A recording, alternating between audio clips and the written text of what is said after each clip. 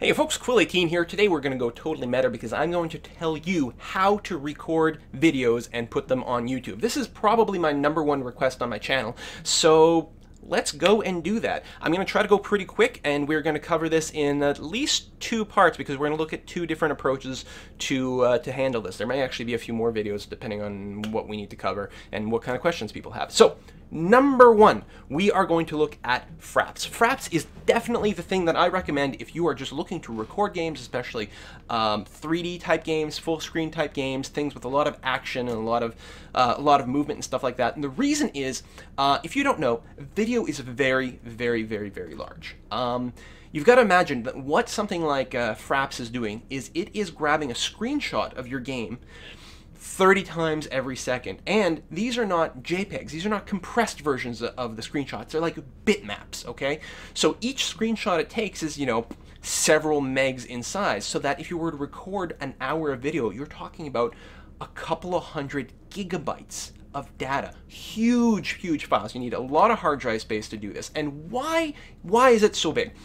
Well, the reason is, to take that video data and compress it down actually requires a fair amount of CPU power. And the problem is, if you are playing a hardcore 3D type game, while it's trying to compress all this, most computers just can't handle it. You're going to get lag, you're going to get stutter, you're going to get this, that, the encoding won't go well, the gameplay won't go well, it's going to be miserable.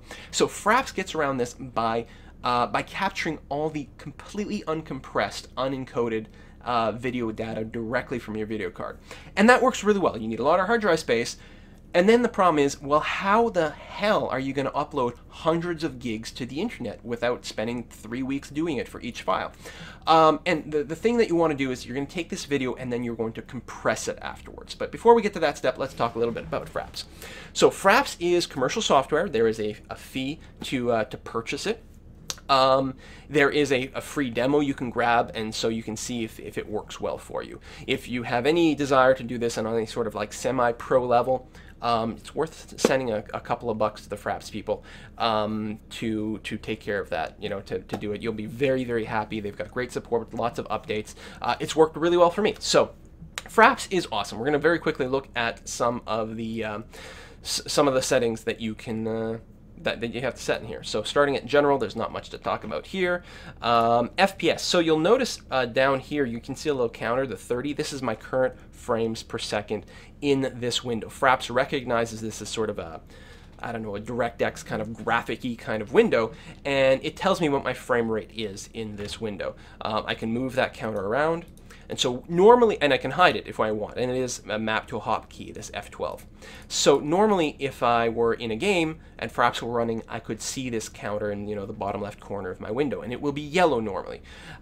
If I go to the Movies tab, you can see that there's a video capture hotkey, F9, so if I were to hit F9, FRAPS would start recording this and the number would turn red. Now, this number won't actually show up in your recording.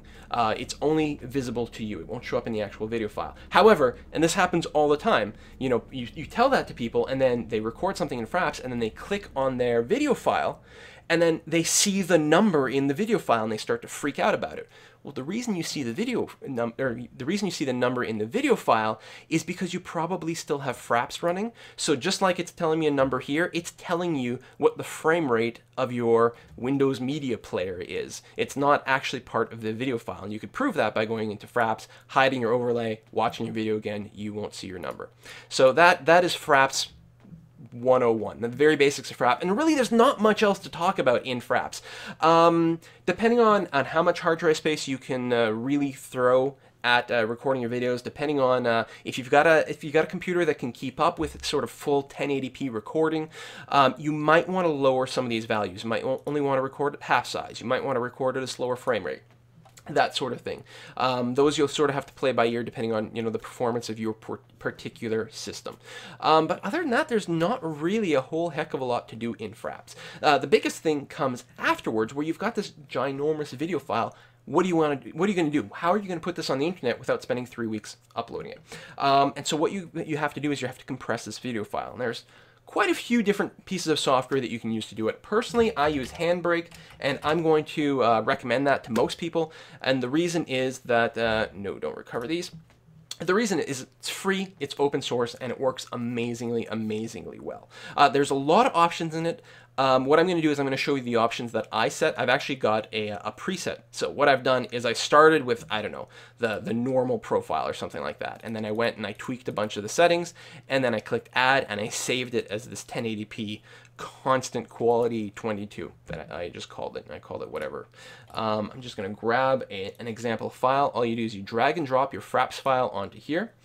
So this is a 94 gig file, for example. It's at full 1080p. And just going through each tab, this I've left the default so it doesn't resize anything.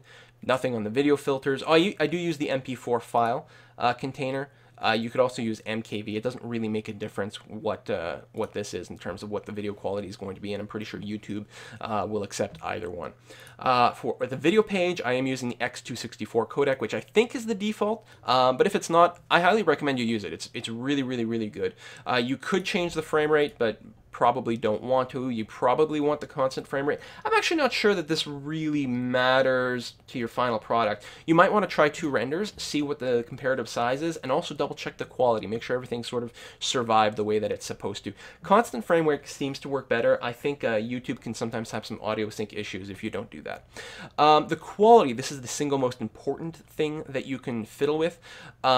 These days, I'm using the constant quality at a 22. If you go to 0, it's completely uncompressed, and again, that's the sort of hundreds of gigabyte sized file. If you check the docs on the the X264 thing, I think they imply that RF20 is sort of like normal kind of DVD quality stuff, but a DVD again is going to be 4 gigs for 2 hours of video, which is not terrible, but I found that I can knock it down to about an RF22, and it still looks flawless to my eyes. In fact, I'm going to experiment one day with dropping it a little bit further. Yeah, the bigger the number, the more compressed it is, so the lower the quality.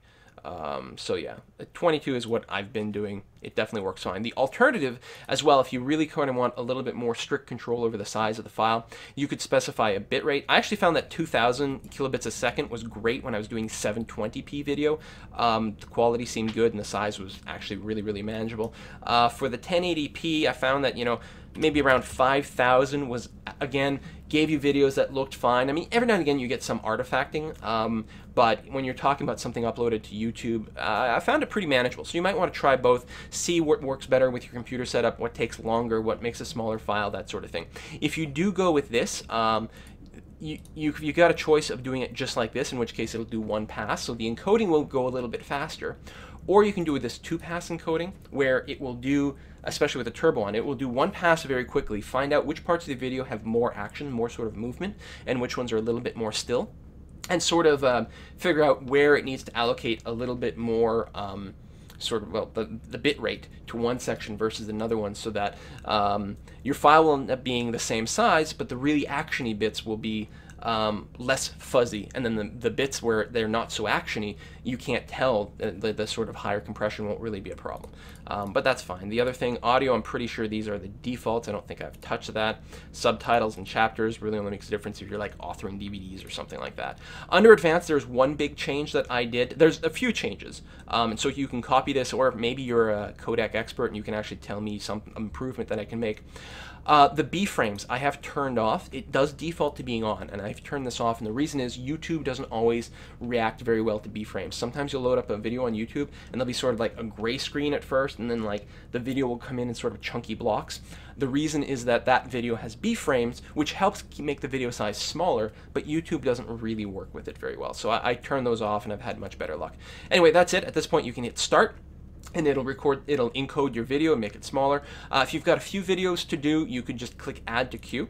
It'll open up this window, and then you could keep dragging a new video in here, add to queue, drag new video, add to queue, add to queue, add to queue, and then when you are done, you can just click encode, and it'll do them all at once. If you've got a computer that can't really handle the encoding process too well, maybe you want to just queue a bunch of things and then hit encode right before you go to bed for the night, and then when you get up in the morning, you'll be in good shape. Anyway, that's it. Once you've got that done, you will have a file that is perfect for uploading to YouTube. The next thing we're going to do is we're going to look at XSplit, which is this program I'm using to record this very thing, which is better for recording your desktop. Also allows you to do sort of, more advanced sort of compositing. You can tie in a webcam. You can do this sort of green screeny type thing. You can change how things are laid out inside of the video like this. You can put in text. You can put in titles, all kinds of things. You can change to different scenes that you might have set up. You know, I've got like this pre-made scene that I can switch to when I'm taking breaks, when I'm doing live streaming. And that's the other big thing you can do with this. Not only does it record video, you can use it to live stream to something like twitch.tv or live stream. So we'll look at that in the next part. See you next time, folks. Bye-bye. Oh, leave any questions down below. Thanks. Bye.